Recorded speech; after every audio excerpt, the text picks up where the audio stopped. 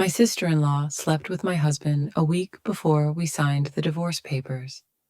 I pretended not to know. At the meeting, the lawyer handed me a document stripping me of all rights. I smiled. What I did next shocked everyone. I'm glad you're here.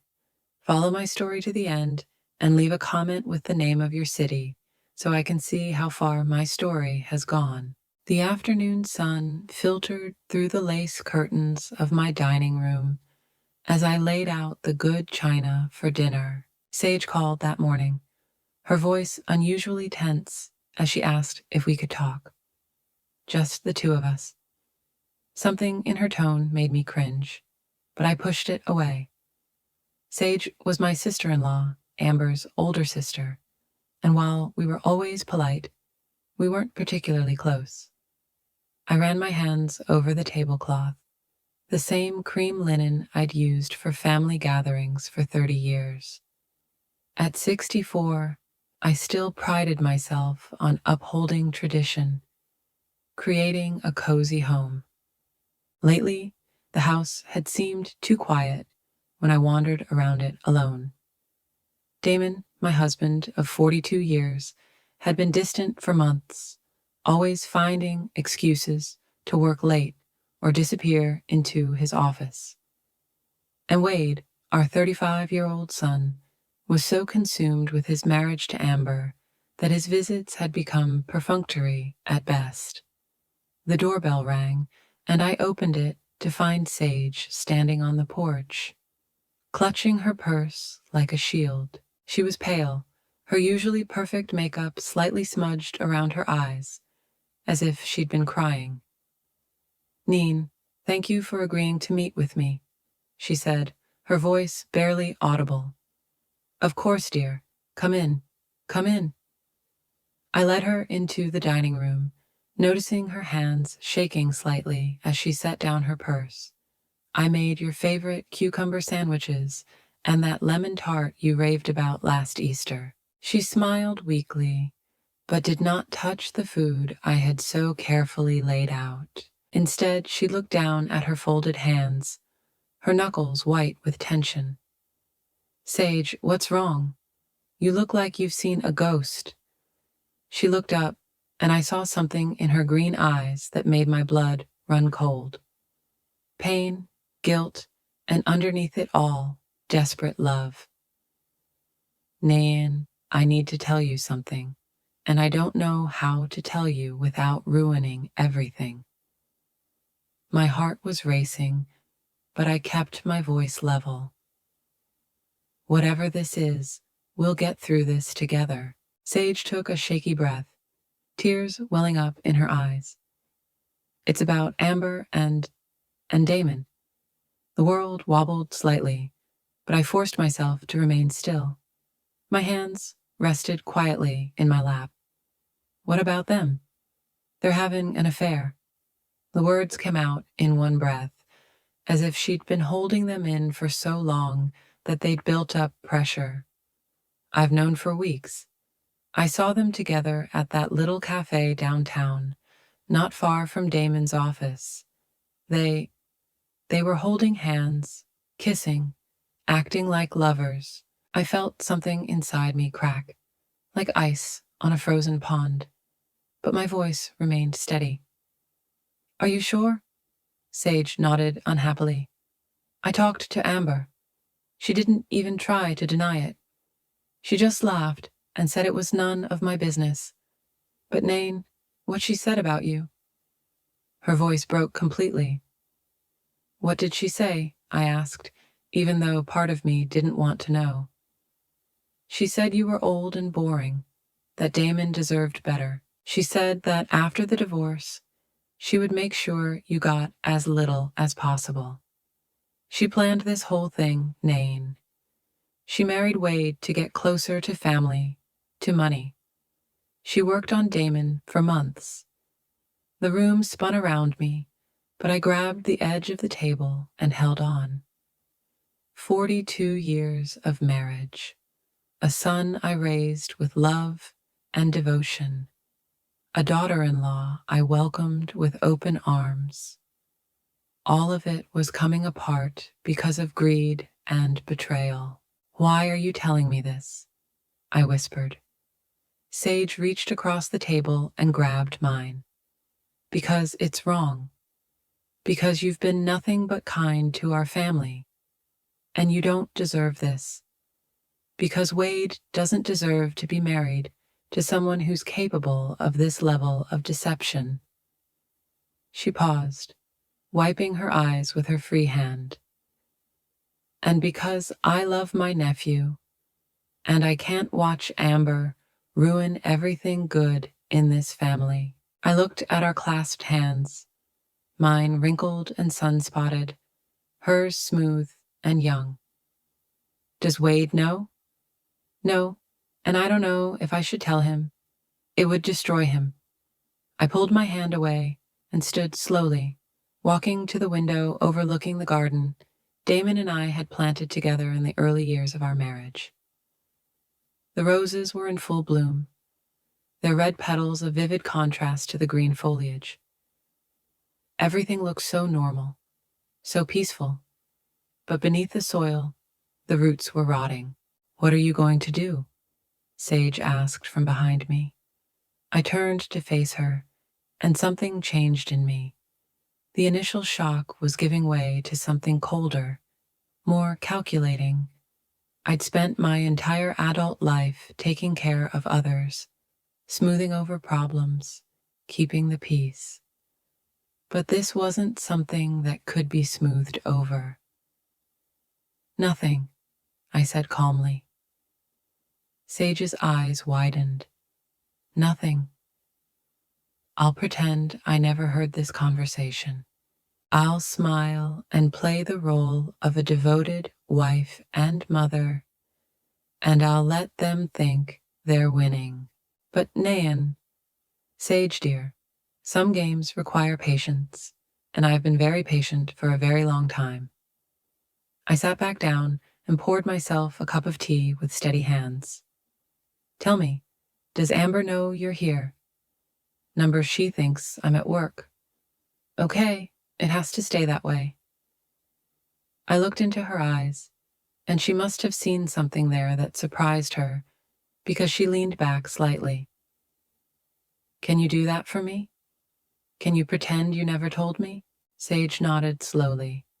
"But what about Wade? What about your marriage?" I sipped my tea, letting the familiar ritual calm my raging thoughts.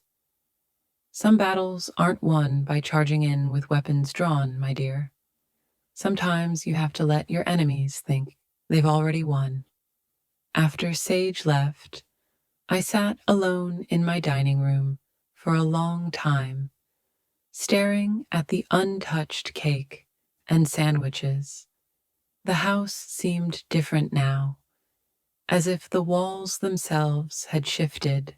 Every family photo on the mantelpiece, every shared memory associated with furniture and decorations, all of it was overshadowed by the knowledge of what was happening under my own roof. When Damon got home that night, I was in the kitchen, cooking his favorite dinner, roast carrots and potatoes.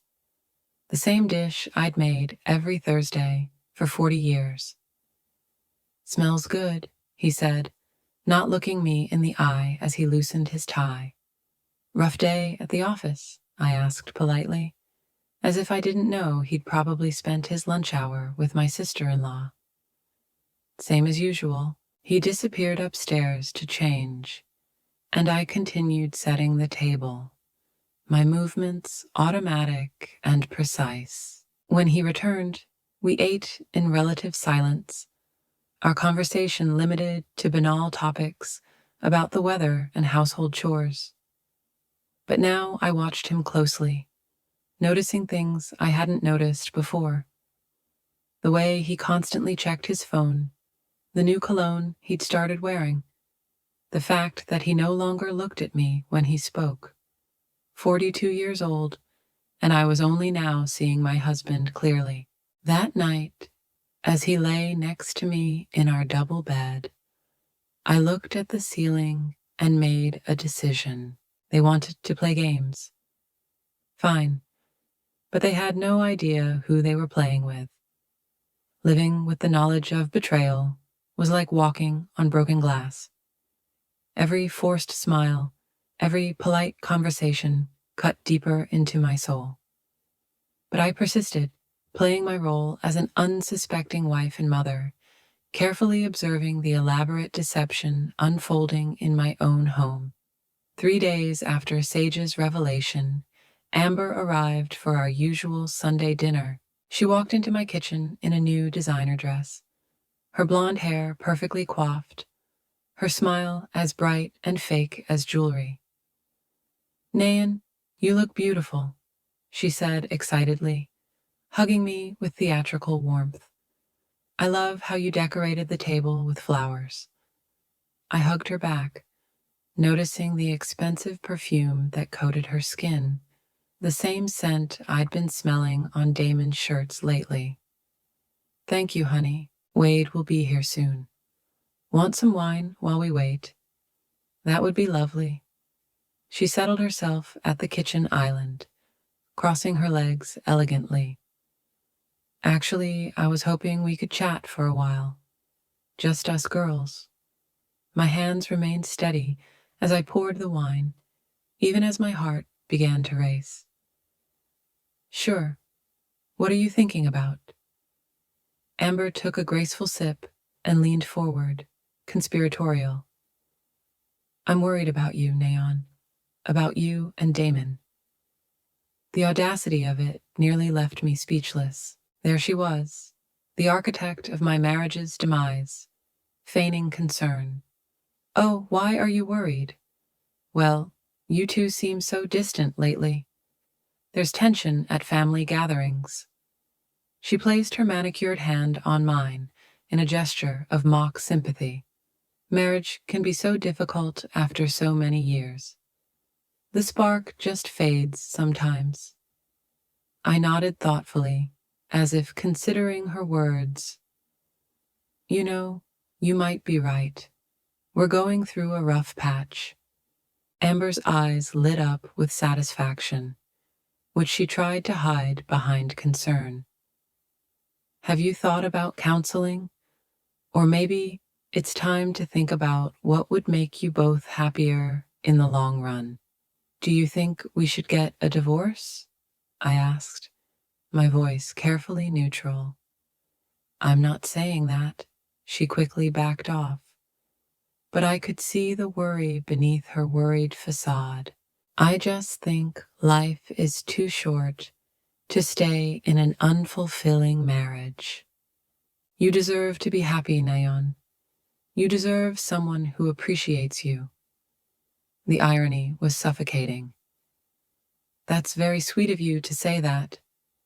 I care about this family," she continued, her voice taking on a false sincerity. "Wade would want both of his parents to be happy, even if it means breaking up. And honestly, you're still such an attractive woman. I'm sure there are plenty of men out there who would be thrilled with a woman like you." I smiled and nodded, playing the naive older woman being gently nudged toward divorce by her doting sister-in-law. Inwardly, I catalogued every word, every gesture, every calculated manipulation. When Wade arrived, the dynamic changed immediately. Amber became the devoted wife, hanging on his every word, constantly touching his arm, laughing at his jokes with exaggerated delight. But I noticed her eyes darting toward the door as Damon's car pulled into the driveway. Damon walked into the cafeteria 20 minutes late, claiming he'd been held up at the office. Amber's cheeks flushed as he kissed my cheek in greeting, and I saw their eyes meet for a moment, too long across the table. "Sorry I'm late," Damon said, taking his usual seat. "Matthews's account crisis." "No big deal," Wade replied.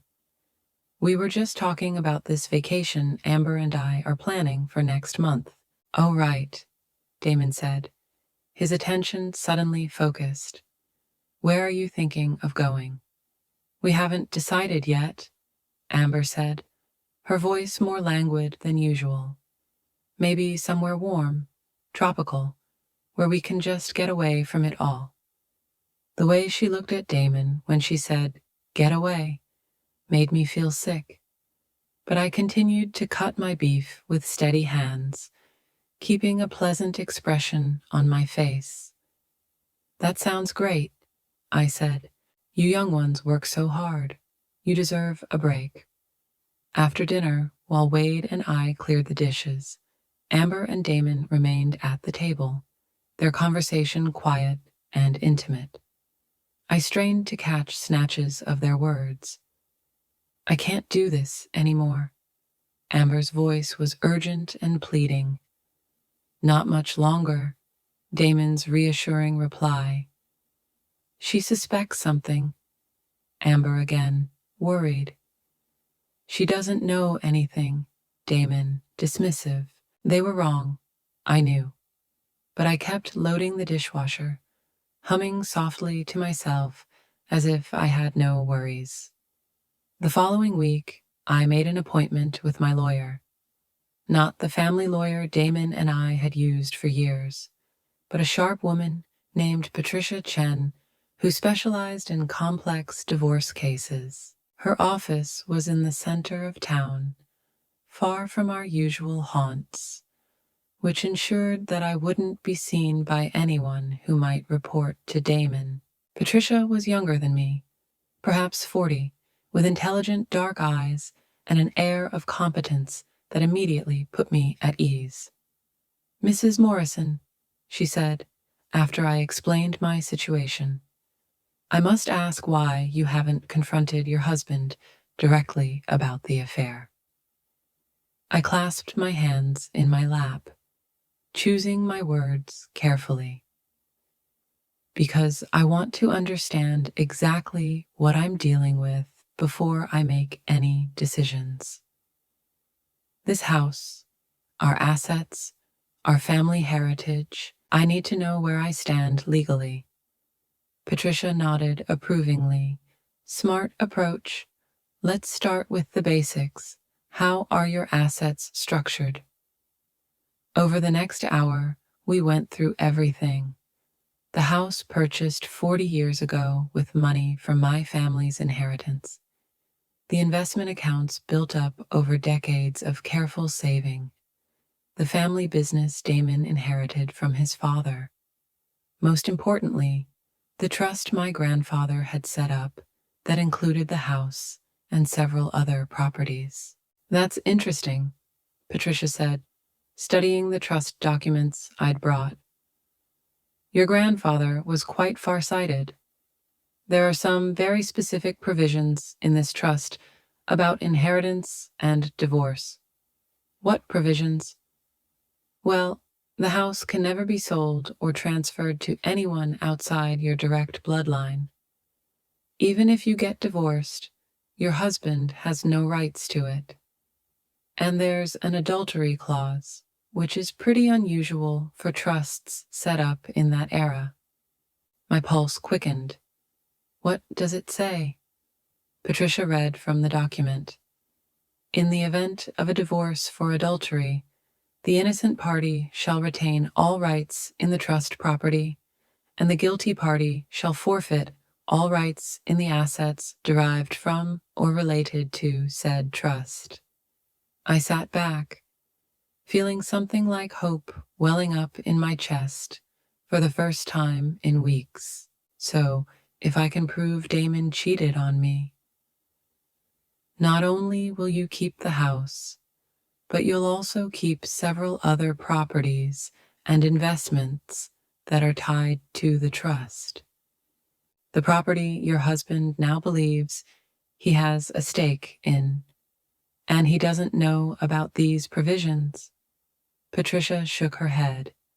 "From what you've told me, it sounds like he's operating under the assumption that you'll be entitled to half of everything in a standard divorce.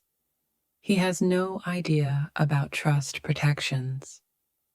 I left Patricia's office feeling lighter than I had in weeks. Damon and Amber thought they were playing chess, but they didn't even know all the pieces on the board. That night, I watched as Damon struggled to maintain his facade of a devoted husband. He praised my cooking with false enthusiasm, asked about my day with feigned interest, and kissed my forehead goodnight with lips that had kissed another woman. But I could see the cracks in his performance. Guilt gnawed at him even as his arrogance convinced him he was shirking responsibility. Damon, I said as we got ready for bed, I was thinking about what Amber said the other day about our marriage.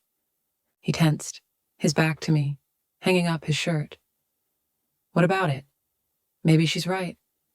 Maybe we should consider our options. He turned, and I saw a flicker of something in his eyes. Relief? Concern. Are you saying you want a divorce? I shrugged, as if the thought didn't break my heart. I'm saying maybe it's time for both of us to pursue our happiness, wherever that may lead. Damon nodded slowly, trying to look solemn, clearly holding back a smile. If that's what you want, Naon, I just want you to be happy, the liar. But I smiled back at him, playing my part in this terrible theater. I want us both to be happy. As I lay in bed that night, listening to Damon's contented breathing next to me, I thought of Amber's triumphant smile, the expensive dress and perfume she wore to family dinners. Now, the way she'd touched my son's shoulder, planning her escape with his father. They thought they were so smart. They thought they had already won. They had no idea the game was just beginning. The law firm of Piton and Associates occupied the top floor of a gleaming downtown skyscraper, all marble and mahogany, designed to inspire awe. I sat in the waiting room, my hands folded calmly in my lap, while Damon paced the picture windows, checking his phone every few seconds. He had been on edge all morning, snapping at me at breakfast and muttering under his breath about getting this over with. Amber insisted on coming, claiming she wanted to support Wade during this difficult time for the family. She sat next to my son, her hand on his thigh, whispering soothing words in his ear. Wade looked devastated, his face pale and drawn. He still believed that this divorce was a mutual decision, a sad but peaceful end to a marriage that had simply run its course. If only he knew the truth.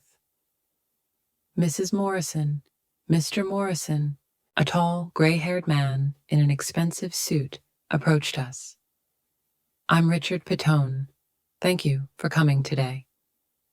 Damon had handpicked Petone, claiming that the man was the best divorce lawyer in town. What Damon didn't mention was that Petone was also an old friend of his from their country club, a detail I'd discovered during my own research into the man's background. We were ushered into a conference room dominated by a massive table surrounded by leather chairs. Peton took his place at the head, spreading papers across the polished surface with his usual efficiency. Damon sat to his right, and I took the chair directly across from him. Wade and Amber took up positions at the far end of the table, close enough to observe but out of the way of the action. Before we begin, said Peton, his voice carrying the smooth authority of a man accustomed to controlling rooms full of people, I want to make sure everyone understands that this is intended to be a peaceful dissolution. Both parties have expressed a desire to resolve this matter with dignity and fairness. I nodded graciously. Of course, we both do. Damon glanced at me, perhaps surprised by my accommodating tone. He had expected resistance, arguments, tears. Instead, I had been nothing but reasonable since agreeing to the divorce, which clearly bothered him. Excellent, Peyton continued. Now let us consider the proposed settlement. He pushed a thick folder towards me. As you will see, we have attempted to divide our marital assets fairly, taking into account the length of the marriage and the contributions of both parties. I opened the folder and began to read, my expression neutral, even as the words on the page made my blood boil. According to Peyton's proposal, I would receive the small downtown apartment we had bought as an investment property 15 years earlier, along with half of our joint savings account and modest monthly alimony. Damon was to keep the family home, the business, the country houses, and most of our investment portfolio.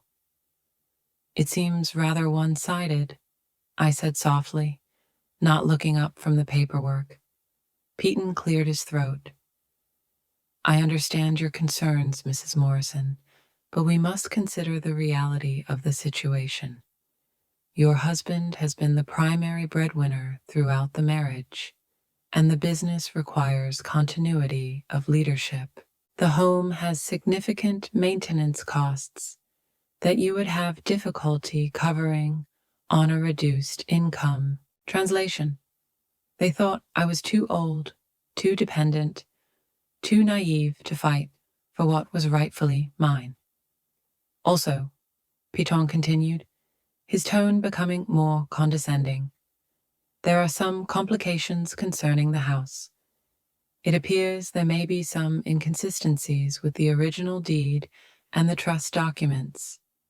Until these issues are resolved, it would be wise to leave the property in Mr. Morrison's name to avoid any legal complications. I almost laughed at the audacity of it. They were trying to steal my family home using fictitious legal complications. I watched Amber sit up straight in her chair, probably calculating how long it would take her to redo the bedroom. I see, I said quietly. And these inconsistencies, when do you expect them to be resolved? Peyton waved his hand. These things can take years. Transfers of property between generations, changes to trusts. It's quite complicated. Really, it would be better for everyone if we kept things simple. Damon leaned forward, his voice taking on the patient tone he'd used to explain complex business deals to me over the years. Nan, I know it's tough, but Peyton knows what he's talking about. This way, you won't have to worry about property taxes, maintenance, all that headache. The place will be perfect for you. Much more manageable. Manageable, like I was a child who needed to be protected from adult responsibilities. I looked around the table, taking in each face. Pete, smug and pleased with his clever manipulation of legalese. Damon, trying to look sympathetic while barely containing his excitement at getting what he wanted. Amber, her eyes shining with triumph as she imagined herself as the mistress of my family home. And Wade, my sweet boy, looking awkward but trusting that his parents were doing the right thing. Well, I said, closing the folder with a soft click, I suppose you thought of everything. Peyton smiled, probably thinking he'd won.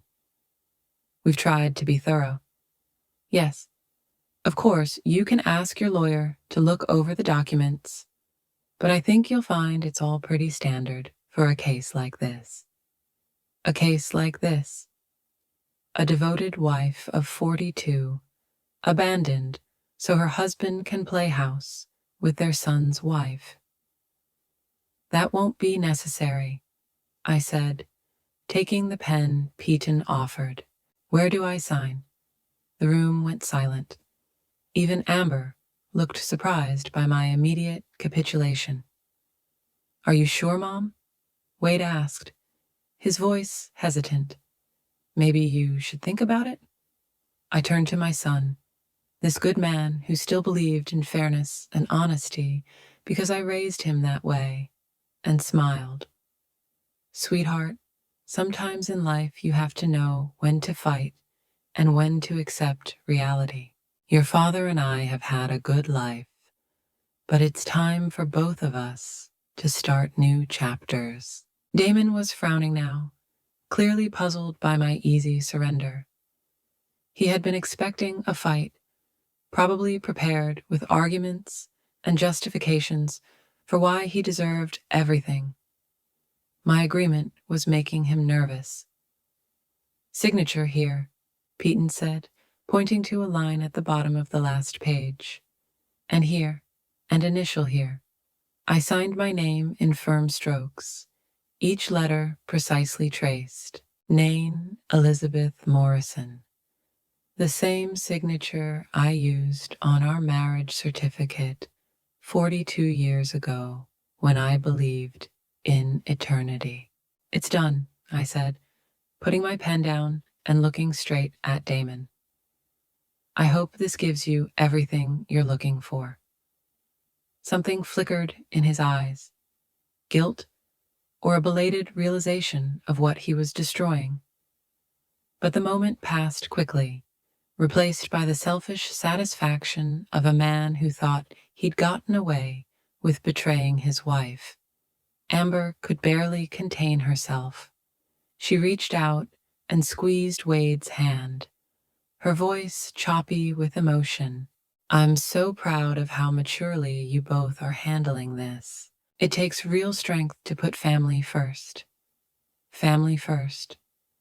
The woman who had slept with her father-in-law was lecturing me on how to put family first. Thank you, dear, I said warmly. It means so much coming from you. As we prepared to leave, Peyton collected the signed papers with obvious satisfaction. I'll file them with the court tomorrow. The divorce must be finalized within 60 days. 60 days until Damon is free to marry his son's wife. 60 days until Amber thinks she's going to live in my family home. 60 days until they discover that some games have rules the players don't even know. Outside the building, Wade hugged me tightly, his eyes wet with unshed tears. Mom, are you okay? You're taking this so calmly. I stroked his cheek. This boy who looked so much like his father at the age when Damon still had a soul. I'm okay, honey. Everything will work out just the way it's supposed to. Amber appeared next to us, wrapping her arms around Wade's waist in a mock possessive manner. Your mother is incredibly strong, baby. She'll be so much happier now. I'm sure I will, I agreed, meeting her triumphant gaze with a serene smile. I'm sure we all will. As they left, I could hear Amber excitedly chattering about how she was going to help me pack, how she was going to find me a good nursing home where I could make friends my own age, how much easier life would be for everyone now. I stood there in the shadow of the skyscraper, watching my husband and sister-in-law celebrate their victory, and I felt a deep, cold satisfaction in my chest. They thought they had won. They thought they had outwitted the naive old lady who had taken care of everyone for 42 years. They had no idea that exactly 60 days later, when their divorce became final and they tried to collect their prizes, they would discover that some of the property belonged not to husbands or wives, but to bloodlines that stretched back generations. I walked to my car with confident steps, already thinking about the phone call I needed to make to Patricia Chen. There was preparation to be done, paperwork to be gathered, and a few more moves to be made in this chess game they didn't even know they were losing. The real show was about to begin. 2 weeks after signing the divorce papers, I was tending my rose garden when I heard the sound of tires crunching on gravel. Wade's car pulled into the driveway, but something was wrong. Instead of his usual cheerful greeting, he sat behind the wheel for a long time, gripping the steering wheel as if it were the only thing holding him in place. When he finally got out, I saw that my son was a broken man. His usually impeccable appearance was disheveled, his shirt wrinkled, his hair uncombed. But it was his eyes that broke my heart. They had the empty, devastated look of a man whose world had just collapsed. Wade. I put down my gardening shears and hurried to him. Honey, what happened? What? He looked at me for a moment, his mouth opening and closing as if he couldn't find the words. Then his face twisted and he collapsed on my porch steps like a puppet whose strings had been cut. She lied to me, he whispered, his voice rough with pain. She lied all this time. I sat down next to him, hesitant to speak. Part of me wanted to hug him and tell him everything was going to be okay. Another part wanted to demand details, to finally get confirmation of what I had known for weeks. Instead, I waited, letting him find his way to the truth at his own pace. I found the messages, he continued, looking down at his hands. Hundreds of messages between Amber and Dad. They'd been planning this for months. My heart clenched for him, but I forced my voice to remain calm. Planned what? Wade laughed bitterly, a laugh that sounded nothing like my gentle son's. The divorce, the affair, they thought they were so smart, waiting for you to sign the papers so they could run away together. Amber bragged to someone about how easy it was to manipulate the both of you. The words hit me like physical blows, even though I'd known the truth for weeks. Hearing it from Wade's lips made it real in a way all my observations and suspicions never could. How did you know? I asked quietly. Sage called me. Wade's voice was full of gratitude and grief. She said she couldn't watch this happen anymore. She told me where to look, what to look for. At first, I thought she was crazy, but then I checked Amber's phone while she was in the shower and... He trailed off, unable to finish the sentence. I could imagine what those messages contained. The worry, the planning, the cruel laughter at the expense of the people they were betraying. Sage had been trying to warn people for weeks, Wade continued. She said she tried to talk to Amber, begged her to stop, but Amber just laughed, said she had worked too hard to get close to our family's money to give up now. Money? Of course, it all came down to money. Not love, not a real connection, but a cold calculation about assets and inheritance. Where is Amber now? I asked. I talked to her this morning, showed her the messages I found. Wade wiped his eyes with the back of his hand. She didn't even try to deny it. She just shrugged and said I was naive to think she ever loved me. Said Dad could give her something I could never give her. The casual cruelty of it left me speechless. to brush aside years of marriage, to mock the love of a good man who had done nothing but cherish it, was beyond comprehension. I kicked her out, Wade said, his voice growing stronger, told her she had an hour to pack her things and get out of our house. She laughed in my face. Mom, she said it didn't matter because she was going to live in a much better place soon. A much better place. My family home, which she thought would soon be hers. I'm so sorry, honey, I said, finally allowing myself to touch his shoulder. You don't deserve any of this. Wade looked up at me, his eyes shining with unshed tears. How can you be so calm about all of this? Daddy betrayed you, too. He threw away 42 years of marriage for her. I studied the face of my son, this man I had raised to believe in goodness and loyalty, and made my decision. He deserved to know that he wasn't alone in this, that someone else was fighting for what was right. Wade, I need to tell you something about the divorce, about what really happened in that law office. Over the next hour, I told him everything. About Sage's warning, about my weeks of close surveillance, about Patricia Chen, and about the trust provisions that Damon and Amber knew nothing about. Wade listened in stunned silence as I explained how I had deliberately played the role of the naive, defeated wife while gathering evidence and preparing my real response. You knew, he whispered when I finished. You knew what they were doing all along. I knew, I confirmed.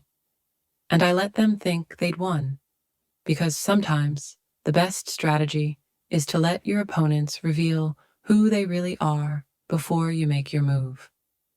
Wade stared at me as if seeing me for the first time. Mom, I had no idea you were so strategic. I smiled sadly.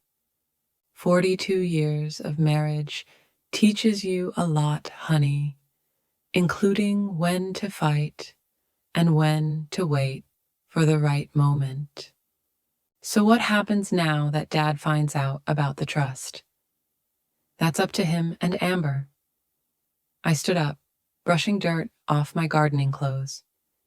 They made their choice. Now they have to live with the consequences. Wade stood up too, looking more like himself than he had since he arrived. What about us? I mean, I know Amber is my wife, or was my wife, but I can't just pretend it didn't happen. You don't have to pretend anything, I assured him. You're the innocent party in all of this. You have every right to defend yourself. As if prompted by our conversation, another car pulled into the driveway. This time it was Sage, her face troubled as she hurried toward us. Wade, I'm so sorry, she said, her voice thick with emotion. I know this is all my fault. If I hadn't told you to look, you saved me, Wade interrupted, his voice firm. If you hadn't warned me, I would have spent months or years married to someone who used me. You saved me from wasting my life lying. Sage's eyes filled with tears. I should have said something sooner. I should have protected you better. I watched them, noting how Sage's genuine grief contrasted so sharply with Amber's calculated manipulation. Where Amber was all sharp edges and ulterior motives, Sage was warm and genuine. Even in her guilt and pain, she was thinking about Wade's well-being. Sage, I said softly, you did absolutely the right thing. You chose loyalty and honesty over family convenience. That takes real courage. She looked at me with surprised gratitude. I was so afraid you would hate me for bringing this into your family. Sweetheart, you brought nothing into our family. You exposed something that was already there, festering in the dark. Now we can deal with it in the light. Wade moved closer to Sage, his hand hovering over her shoulder as if he wanted to comfort her, but wasn't sure if it was appropriate. Sage, I want you to know how grateful I am, not just for warning me, but for being honest when it would have been easier to remain silent. The look that passed between them was charged with something new and hesitant. Not romance, not yet, but an acknowledgement of shared values, of similar wounds, of the possibility that something good could emerge from the ashes of this betrayal. I have to go, Sage said suddenly, as if realizing she was intruding on a family crisis. You two need some time to digest all of this. Actually, Wade said quickly, do you want to stay for dinner? Mom makes the best roast in the county, and I think we could all use a proper conversation. Sage looked to me for permission, and I nodded warmly. I'd love for you to stay.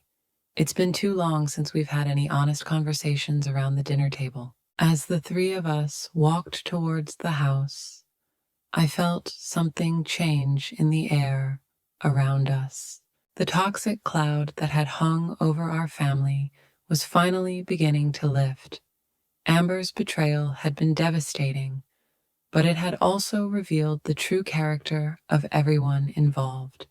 Wade was stronger than I'd given him credit for, capable of facing hard truths and making tough decisions. Sage was proving herself to be everything her sister wasn't. Loyal, honest, selfless. And I'd rediscovered my strength, my ability to plan, to wait, to fight for what mattered. That night, as we sat at my kitchen table, sharing stories and laughing, I watched Wade and Sage together. There was something healing in their connection, an acknowledgement that they had both been betrayed by someone they loved.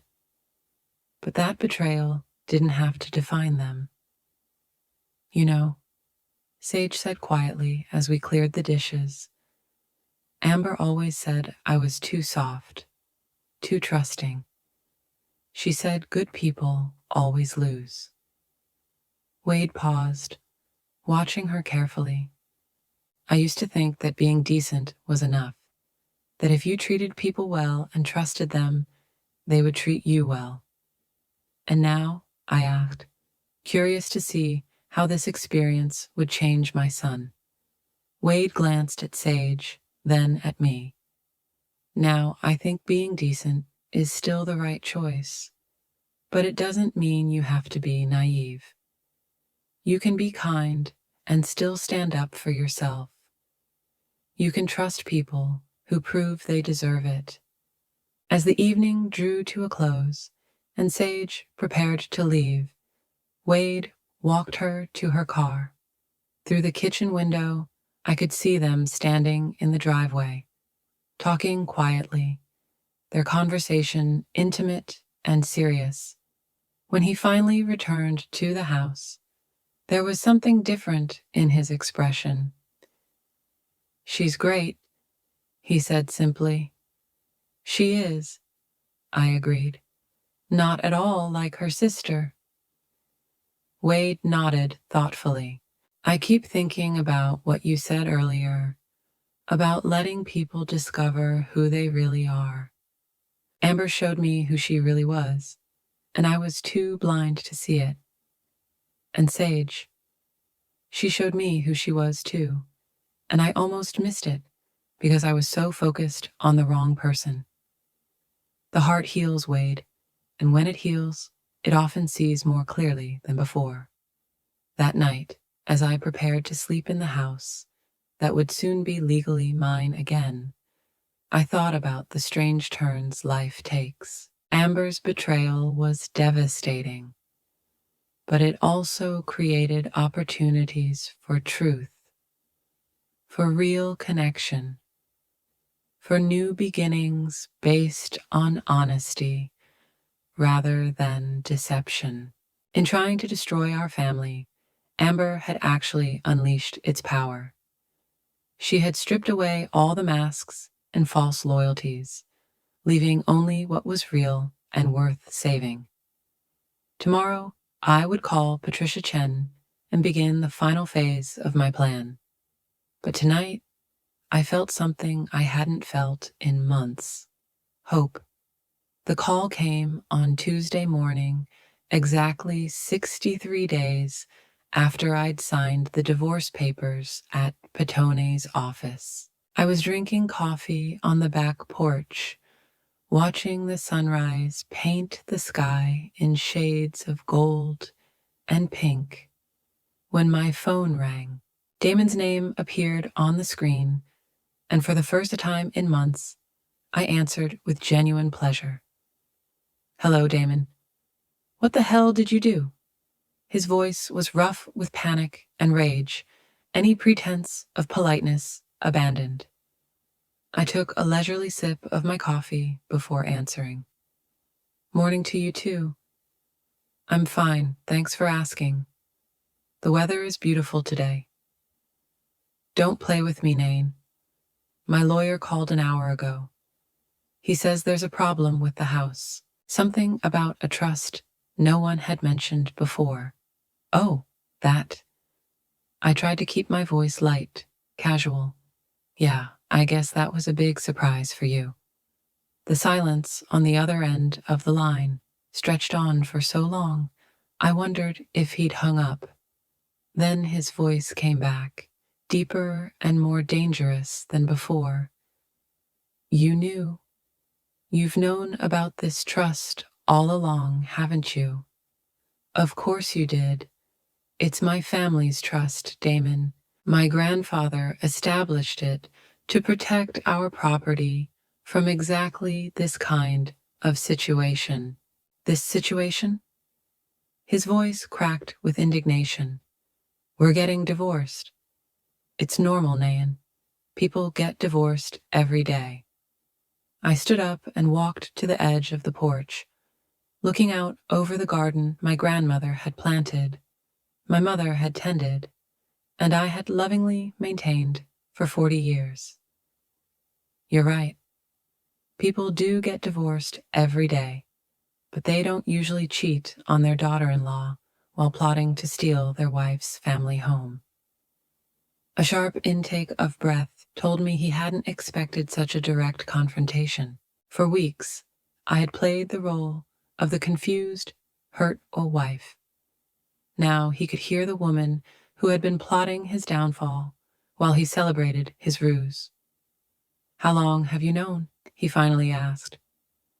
"Long enough," I replied. "Long enough to document everything. Long enough to protect what matters. Long enough to watch you and Amber plot your little future together in my family's home." "Our home," he corrected automatically, but there was no longer any certainty in his voice. "No, Damon, never our house. The deed was always in trust.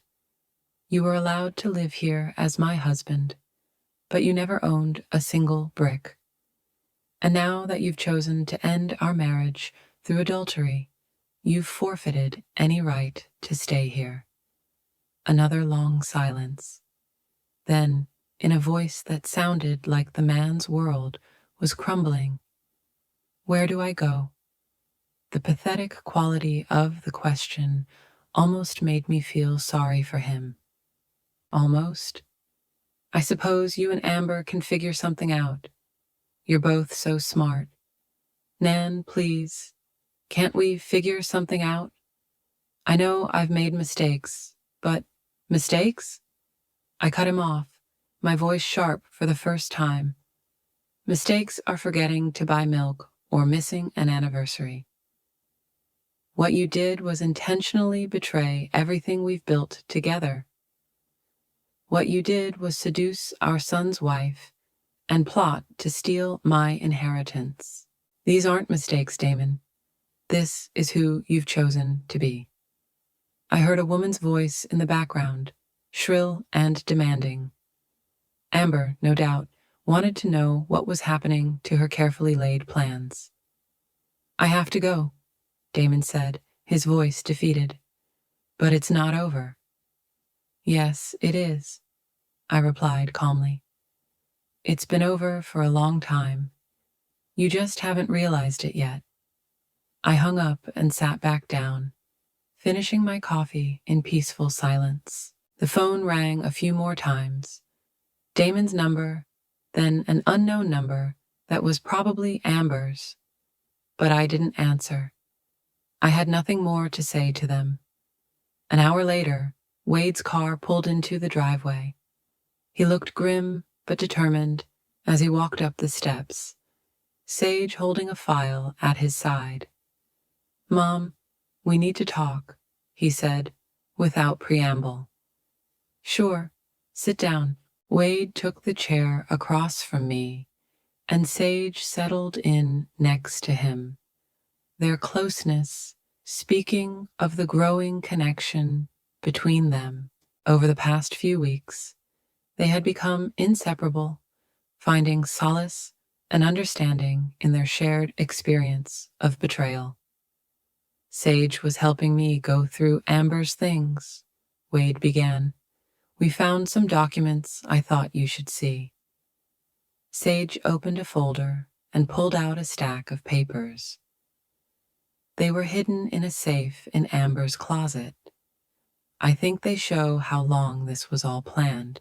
The first document was a copy of my grandfather's will, annotated in Amber's handwriting, with notes on property values and inheritance laws. The second was a meticulously detailed timeline showing when she planned to seduce Damon, when they would initiate divorce proceedings, and when they expected to take possession of the house. But it was the third document that made my blood run cold. It was an insurance policy on my life, taken out by Amber 6 months earlier, with her listed as the beneficiary. "She forged your signature," Sage said quietly. "I checked with the insurance company. They have no record of you ever agreeing to this policy." Wade's face was pale with rage. "She wasn't just planning to steal from you, Mom. She was planning—" He couldn't finish his sentence. I stared at the policy, feeling a chill that had nothing to do with the morning air. The woman I had adopted into my family, the woman I had treated like a daughter, was planning not only my financial ruin, but perhaps something far worse. "There's one more thing," Sage continued, pulling out a printed email. "This is from a private investigator Amber hired to investigate your family's assets. She spent months poring over the trust, trying to find loopholes. The investigator's report was detailed and chilling. It detailed not only the terms of the trust, but my daily habits, my medical history, my relationships with my neighbors and friends. Amber studied me like a predator studies its prey. Wade, I need you to take these documents to the police," I said, my voice steady despite the turmoil in my chest. "But a fake insurance policy is a felony." "I already did," he said. "I called Detective Martinez this morning. He's opening an investigation for identity theft and insurance fraud." We were silent for a moment, the full extent of Amber's betrayal taking in. She hadn't just been unfaithful. She systematically planned to destroy our entire family. "There's one more thing," Sage said hesitantly. "Something I probably should have told you weeks ago." Wade took her hand encouragingly. Speak. Amber isn't just manipulative and greedy. She's dangerous. This isn't the first time she's done something like this. Sage's voice was barely audible. Our Aunt Eleanor died 2 years ago. Sudden heart attack. Very unexpected. Amber was taking care of her at the time, helping with her medications. The aftermath hung in the air like a toxic cloud. Wade tightened his grip on Sage's hand. The doctor said it could happen to anyone, Sage continued. Eleanor had a heart condition, and sometimes things just happen. But after that, Amber inherited Eleanor's house and her savings, and she seemed so happy about it. Not grieving, as you might expect, but content. Did you tell the police about this? I asked. Sage nodded. Detective Martinez is also investigating Eleanor's death.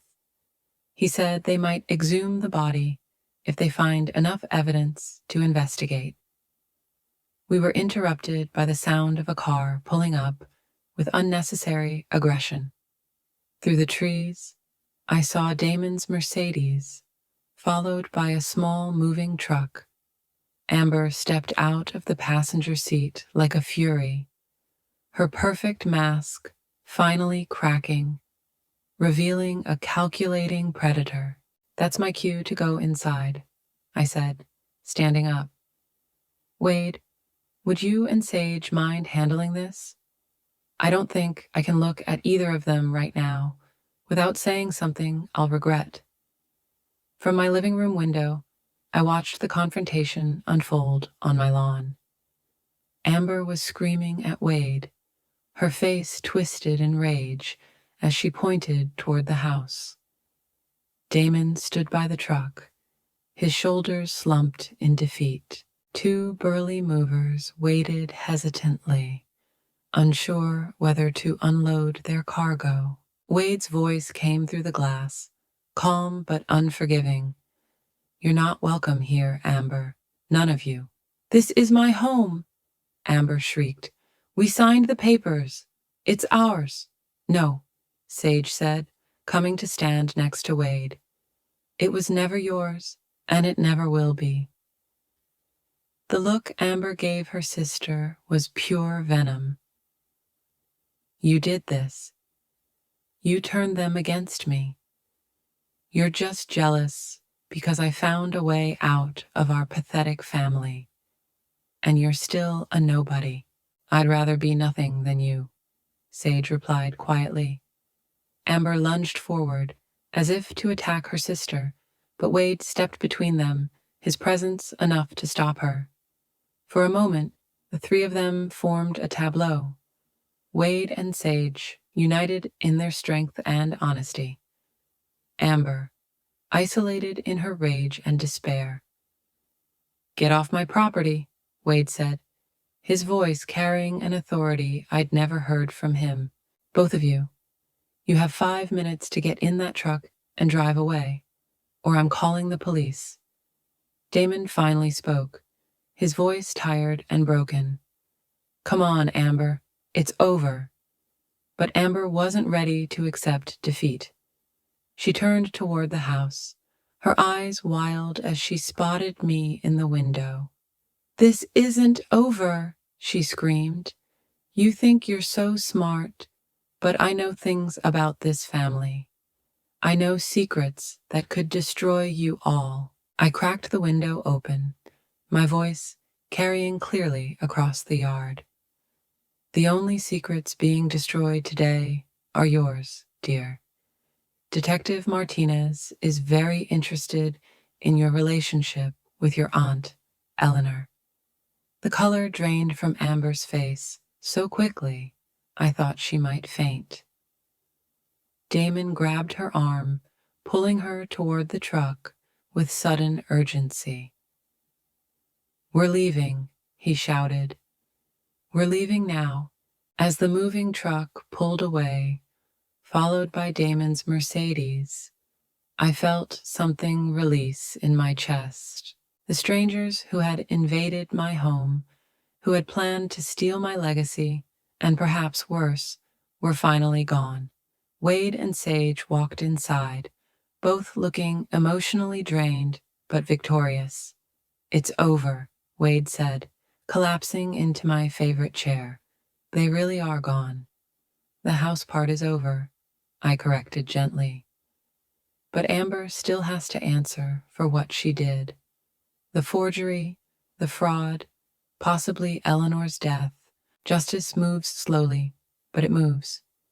Sage curled up on the couch, looking younger and more vulnerable than her 30 years.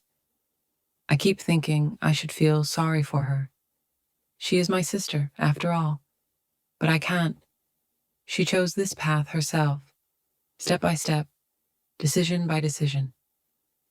"You don't have to feel sorry for her," I assured her. "She made her choice. Now she has to live with it." When evening came, the three of us were cooking dinner in my kitchen. It felt like a celebration, although none of us said so. We celebrated survival, honesty, and the connections that matter. Watching Wade and Sage work side by side, I saw something beautiful growing between them. Not the desperate, grasping love that Amber offered, but something real and solid, built on mutual respect and shared values. "You know," I said as we sat down to dinner, "this house has seen a lot of history. My grandmother raised 5 children here. My mother lived through the Depression within these walls. I raised Wade here, and someday I hope his kids will play in the same yard." Wade and Sage exchanged a look that spoke volumes about their future. "But tonight," I continued, raising my glass of wine, "we celebrate the fact that this home will remain in the hands of people who understand what family truly means." As we clinked glasses to new beginnings, I felt a deep sense of satisfaction at a battle well fought and won. Amber and Damon had tried to destroy everything I valued, but in the end, they had only succeeded in revealing what was truly valuable. 6 months later, I stood in my kitchen, cooking Thanksgiving dinner, the same kitchen where I had listened to Amber's fake sympathy and endured her calculated manipulations. But today, the space felt different. Warm, honest, filled with genuine laughter and love. Wade stood at the stove, carefully basting the turkey with the same concentration he'd had when he learned to tie his shoelaces as a kid. Sage sat at the kitchen island, her wedding ring catching the afternoon light as she chopped vegetables for the stuffing. They'd announced their engagement a month ago, and seeing them together still filled me with a quiet joy. "Mom, the sweet potato timer went off," Wade called, his sleeves rolled up and his apron protecting his shirt. "I'll get to it," Sage said, sliding off her chair with practiced ease. Over the past few months, she has become an integral part of our domestic routine, helping with cooking, gardening, and the 1,000 little chores that make a house a home. The doorbell rang and I went to answer it, expecting our neighbors, the Hendersons, whom I had invited to dinner. Instead, I found Detective Martinez standing on the porch, his expression serious but not grim. "Mrs. Morrison, I hope I'm not interrupting your celebration." "Not at all, Detective. Please come in. May I offer you some coffee? We have plenty of food if you'd like to stay for dinner." He followed me into the living room, declining my offer. "I wanted to give you an update on the investigation before the holiday weekend." Wade and Sage appeared at the door, their faces tense with anticipation. Amber Hallbrook has been formally charged with insurance fraud, identity theft, and conspiracy to commit fraud, Martinez began. The district attorney is confident that he can secure convictions on all counts. And Eleanor? Sage asked quietly. Martinez's expression grew more serious. The exhumation revealed traces of digitalis in your aunt's system, levels that would be consistent with deliberate poisoning, not an accidental overdose of her heart medication. Sage's hand flew to her mouth. She did kill her. We're building a case for first-degree murder. Amber's fingerprints were found on the pill bottles, and we discovered that she had been researching the effects of digitalis online for weeks before Eleanor's death. I felt a chill that had nothing to do with the November air. And Damon? There's no evidence that he was involved in Eleanor's death, but he's been charged as an accessory to fraud. His cooperation will likely result in a lighter sentence. After Martinez left, we sat in the living room, digesting the news. Justice had finally been served, but it felt hollow. Eleanor was still dead. Wade's marriage was still in tatters, and 42 years of my life were still built on the foundation that crumbled the moment my husband chose betrayal over fidelity. "Are you okay, Mom?" Wade asked, noticing my silence. I considered the question carefully. "I'm relieved," I finally said. Relieved that Amber can't hurt anyone again. Relieved that Eleanor will get justice. But mostly, I'm relieved that we got through this with our integrity intact. Sage reached out and squeezed my hand. I think about all the what-ifs all the time. What if I hadn't told you about the affair? What if you hadn't known about the trust? What if Amber had succeeded?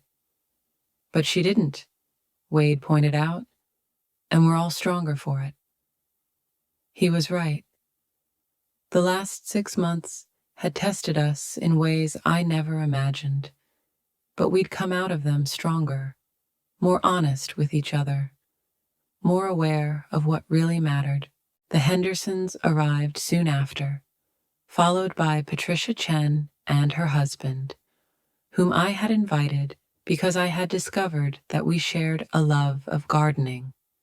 The dining room filled with conversation and laughter, the kind of genuine warmth that cannot be faked or manipulated. As we sat down to dinner, I looked around the table at the assembled faces, true friends, chosen family, people who cared for each other without self-interest or calculation. This was something Amber had never understood. That true wealth is not measured by the value of your property or your bank accounts, but by the quality of the relationships you build. "Before we eat," I said, standing and raising my glass of wine, "I want to say something." The conversation died down. All eyes turned to me. This has been one of the hardest years of my life. I lost a marriage I thought would last forever. I discovered that the one I loved was capable of unimaginable betrayal. I learned that my family was under attack from within. I paused, meeting every pair of eyes at the table, but I also learned that I am stronger than I ever imagined. I learned that my son is a man of honor who chooses love over revenge. I learned that sometimes the greatest gifts come in the guise of loss. I looked straight at Sage, this woman who had the courage to speak the truth when silence would have been easier. I learned that family is more than just blood. It's the people who stand by you when the world tries to break you. People who choose honesty over convenience, loyalty over self-interest. Wade stood and raised his glass. To Mom, who taught us that grace under pressure isn't just a saying, it's a way of life. To Nain, Patricia added, who proved that patience and planning can overcome any adversary. To new beginnings, Sage said quietly, and to the families we choose, as well as the families we were born into. As we clinked our glasses, I felt a deep sense of accomplishment. Not because the story was over. Wade and Sage would be married in the spring. Grandchildren would come eventually. Life would go on, with all its joys and challenges. But because I finally understood who I was, beyond being Damon's wife or Wade's mother, I was Nain Morrison, the keeper of my family's legacy, the protector of what mattered, the survivor of betrayal, and the architect of my own future. After dinner, as our guests were preparing to leave, Patricia took me aside. Have you thought about what you're going to do with the apartment downtown? She asked. The one in the divorce settlement? I smiled. I'm thinking of turning it into a refuge for women rebuilding their lives after divorce. Nothing grand or institutional, just a quiet place for someone to stay until they figure out their next chapter. Patricia nodded approvingly. Amber probably thought she was taking something valuable away from you with that settlement. She had no idea that she was giving you away to help other women in similar situations. Ironic, isn't it? Her greed was the basis for something really useful. Later that evening, after Wade and Sage had gone home to their apartment, I walked through the quiet house, turning off the lights and checking the locks. The same ritual I'd been performing for 40 years. But now it felt different.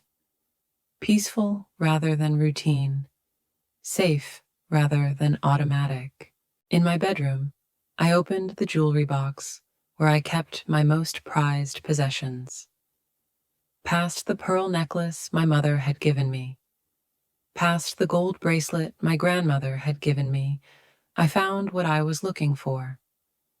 My first engagement ring, the simple gold band Damon had put on my finger when we were both young and full of dreams.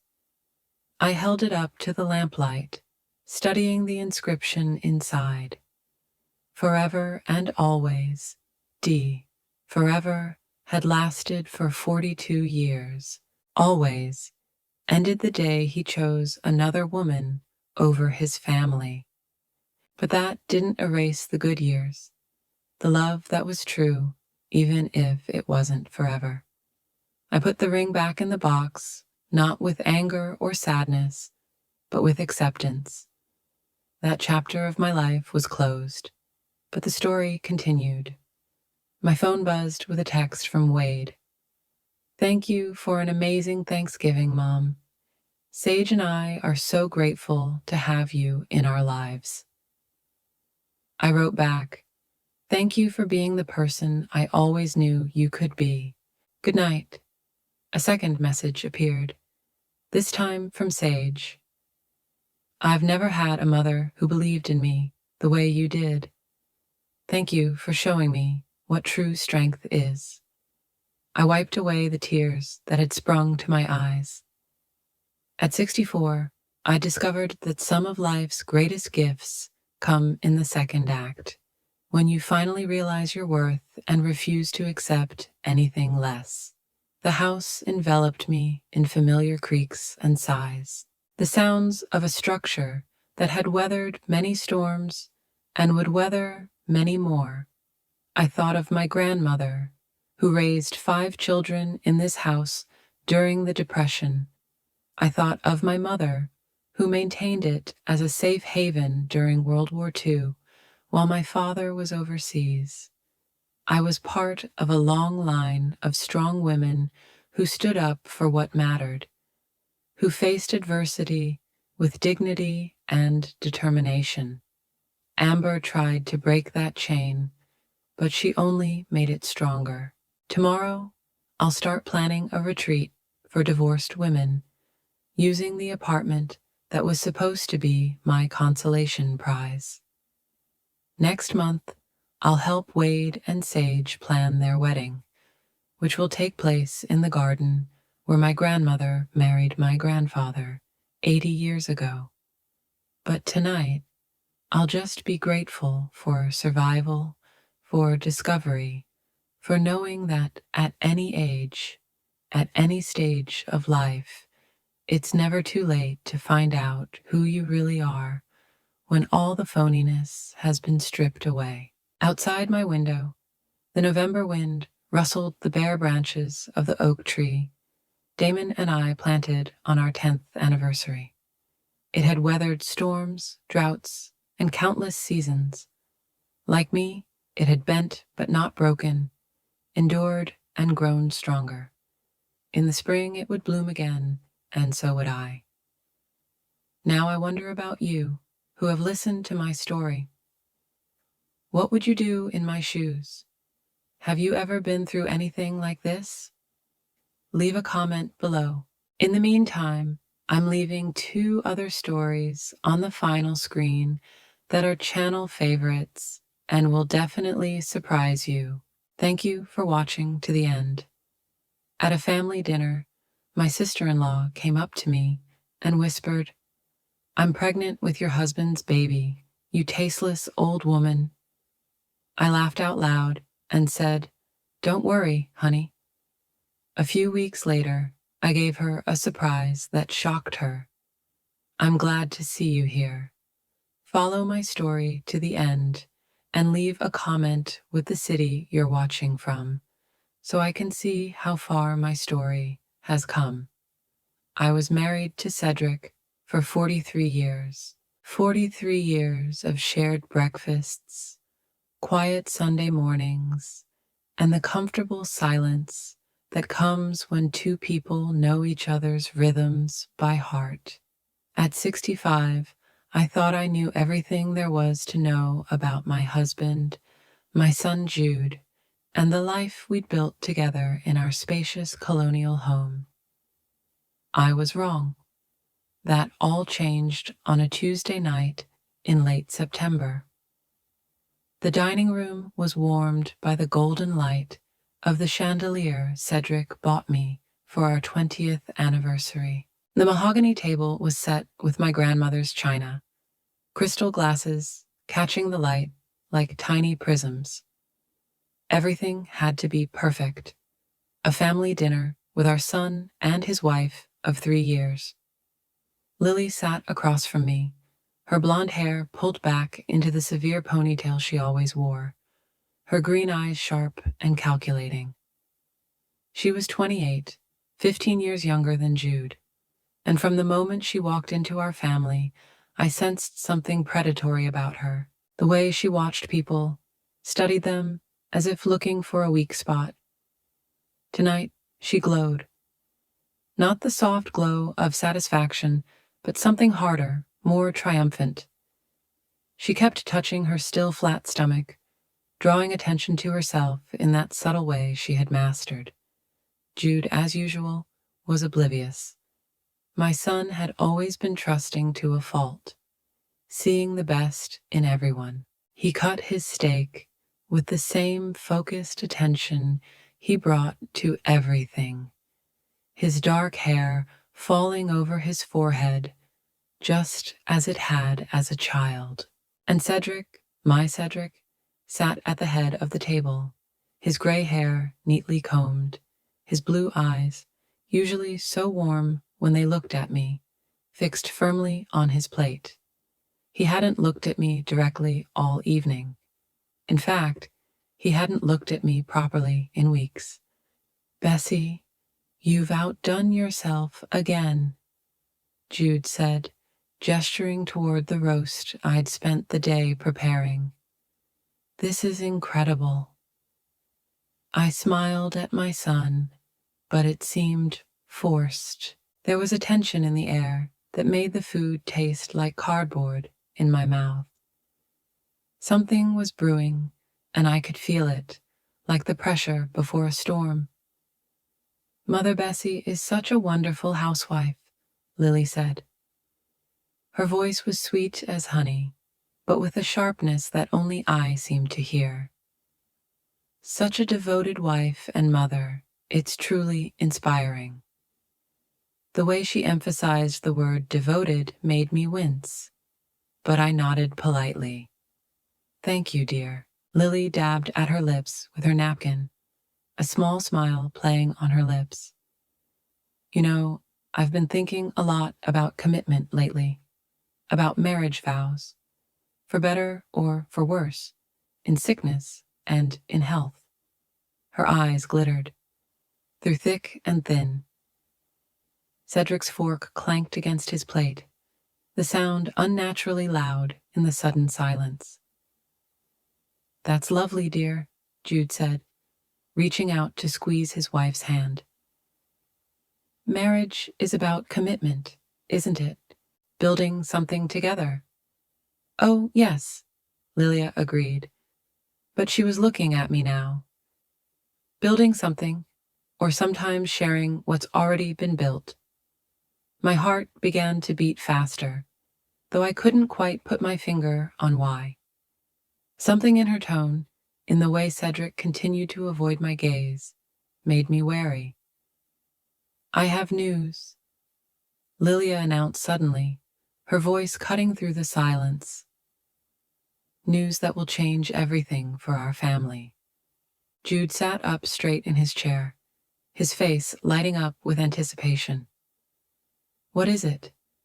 Lilia stood gracefully, adjusting her dress. I'm pregnant. The words hit the room like a physical blow. Jude's face transformed with joy, and he jumped up to embrace his wife. Lilia, this is wonderful. This is... He turned to us, beaming. Mom, Dad, you're going to be grandparents. I should have been overjoyed. I should have been crying with happiness, rushing to hug my daughter-in-law, planning the nursery colors and children's parties. Instead, something cold and ugly twisted in my stomach as I saw Lilia's eyes over Jude's shoulder. She was looking at Cedric, and there was something triumphant in her expression. Congratulations, I managed to say, my voice sounding strange even to my own ears. But Lilia wasn't finished. As Jude released her and went to pour champagne for a toast, she slowly walked around the table. She stopped at my chair, leaning forward as if to give me a congratulatory hug. Instead, her lips brushed my ear, and she whispered words that would haunt me for weeks. I'm pregnant with your husband's child, you old fool. The world reeled. My hands gripped the edge of the table so tightly, my knuckles turned white. But somehow, I laughed. A bright, clear sound that echoed through the dining room. Don't worry, darling, I heard myself say, my voice steady, despite the earthquake happening inside my chest. It'll be okay. Lilia pulled away, confusion flickering across her face. She'd expected tears, accusations, drama. My calm answer threw her off balance. But when I looked across the table at my husband, my Cedric, who still couldn't meet my eyes, I felt something inside me die. The last ounce of trust, perhaps the last thread of certainty in the life I thought I'd built. Jude was still talking, raising his glass, talking about new beginnings and growing families. His happiness was so pure, so genuine, that it broke my heart all over again. How long had this been going on? How many lies had I lived? I raised my glass with a steady hand, smiled at my son, and felt my world crumble around me. The rest of dinner passed in a haze. I answered when spoken to, smiled when expected, played the role of the surprised but delighted mother-in-law. But inside, I was screaming. When they finally left, Jude was chatting excitedly about cribs and college funds, and Lily gave me one last satisfied look as I stood in my kitchen, loading the dishwasher with mechanical precision. Cedric appeared in the doorway, his shoulders slumped with exhaustion. "Bess," he began, his voice hoarse.